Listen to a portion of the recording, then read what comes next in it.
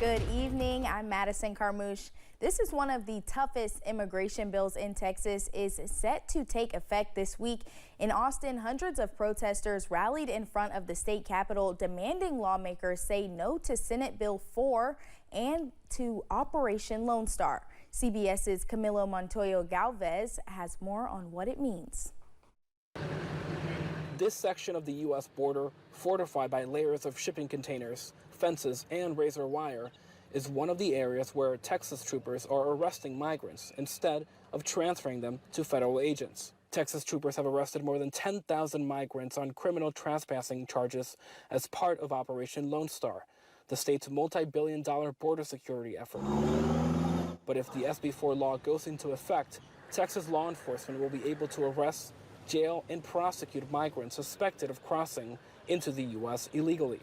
State judges could also instruct migrants to return to Mexico. It's unprecedented. Texas state lawmaker Victoria Nieve Criado believes SB 4 could lead to racial profiling. Local police shouldn't determine whether a person is here lawfully or not. That's something that falls within the purview of the federal government. In an interview with 60 Minutes correspondent Cecilia Vega, Governor Greg Abbott rejected those concerns. We can have people from Russia, from China, from Iran, from again, I can't even name all the different countries they're coming from. So there's no one race that gets profiled. As the sheriff of Kinney County, a Texas border community with just over 3,000 residents, Brad Coe supports SB 4 and says he's ready to enforce it. Like any law, it's supposed to be a deterrent against crime. And this law, if and when it goes into effect, will be one more tool in our toolbox to prevent the destruction of our country. Still, Sheriff Coe acknowledges the operational challenges his rural county faces. Right now I have 6 full-time deputies and 8 part-time deputies. That doesn't sound like enough. It's not. SB 4 is set to take effect on Wednesday night unless the Supreme Court agrees to block the law while lower courts review its legality. It's one of at least a dozen legal battles on immigration between the Biden administration and Texas. For CBS News, Camilo Montoya Galvez, Dallas.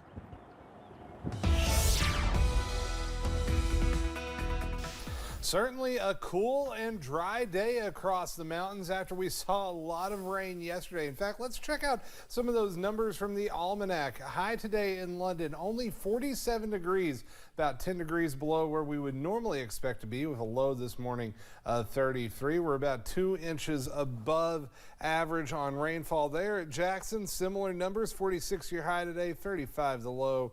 No precipitation today, and not going to be any precipitation for a couple of days. So a dry Monday on tap, a little bit warmer, in fact, pretty close to where we should be. We're going to wake up in the upper 20s by 7 o'clock, low 30s, and going into the mid to upper 50s for highs tomorrow under mostly sunny skies. And don't forget, we've got that later sunset now. Thanks to daylight saving time, we are going to see those temperatures climbing into the upper 50s for highs, and the sunset right after 7 o'clock. Temperatures set to climb during the week ahead. In fact, some 60s and 70s heading our way, but it's not going to last forever, and Old Man Winter may not be done just yet. Some soggy weather could lead to some cooler weather by the end of the week. We'll talk about that more here in a few minutes, Madison. All right, Shane, thank you. As more people hang up the gas pump for good and switch to electric vehicles, some are frustrated with the lack of charging stations here in the Commonwealth. Kentucky ranks 47th out of all 50 states for electric vehicle friendliness, according to the latest IC Cars study.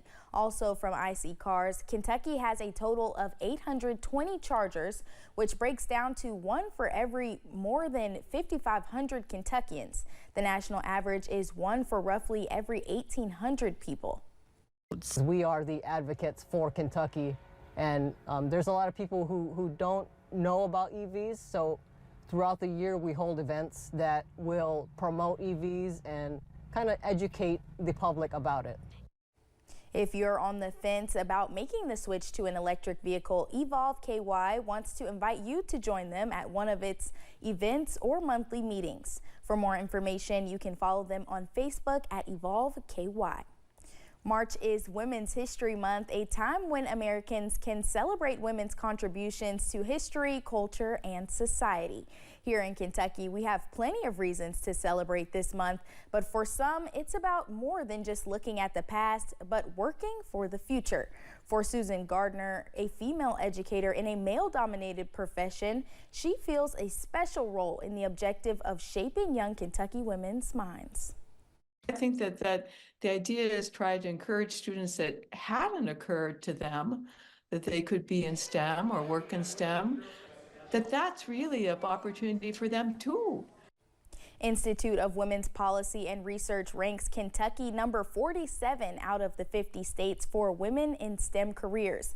And only approximately 27% of those working in science, technology, engineering, and mathematics fields in Kentucky are women.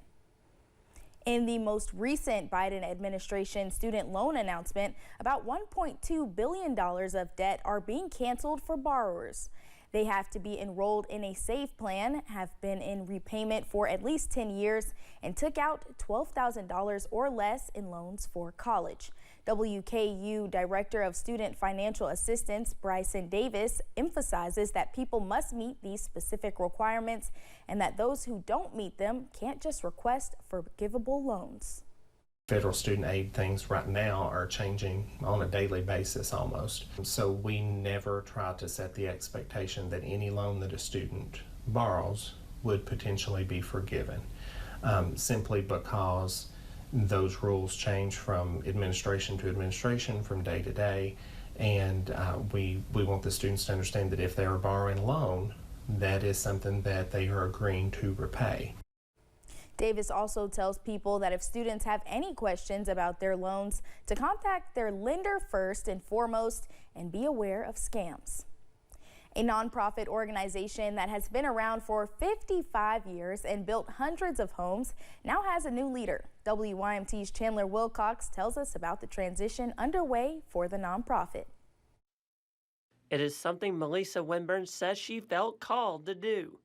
When I'd come up with my church to volunteer over the summer, did summer staff for a little while, took a break, started a nonprofit in my hometown that did the same thing, and then felt a call to come back in 2013. Winburn is now the Appalachia Service Project CEO, taking over for former CEO Walter Crouch. She said she is excited about the challenge and opportunity. I think I have a healthy mix of excitement and fear of make sure that I'm able to do everything the right way.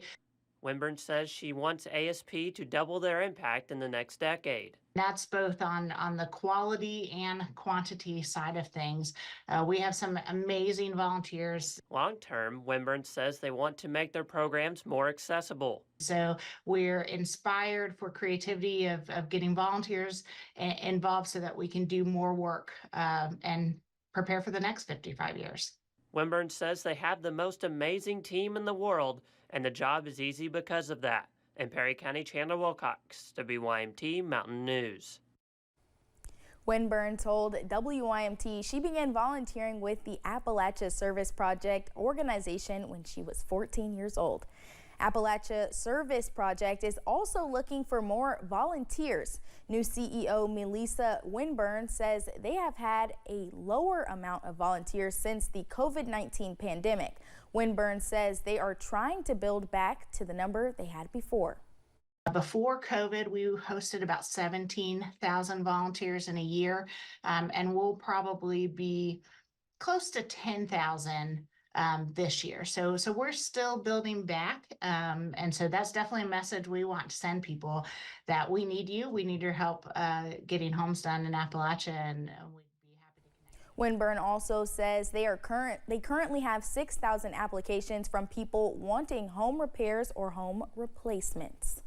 Coming up at 11, our DC correspondent has a preview of what the nation's capital will be up to this week.